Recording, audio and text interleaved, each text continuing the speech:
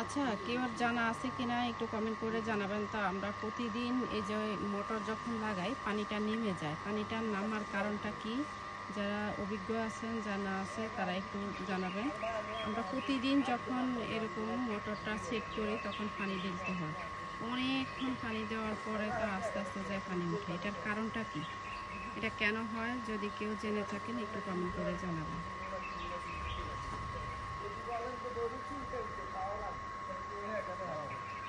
এই যে ওরা ২ ভাই অনেকক্ষণ থেকে চেষ্টা করতেছে পানি ঢালতে, ঢালতে, ঢালতে, ঢালতে কয়েক বোতল ঢালার পরে তারপরে যায় পানি উঠবে। প্রতিদিন এমনটাই হয়। আর আমরা যেহেতু এখানে থাকি না, আমরা মোটরটা খুলে রাখি।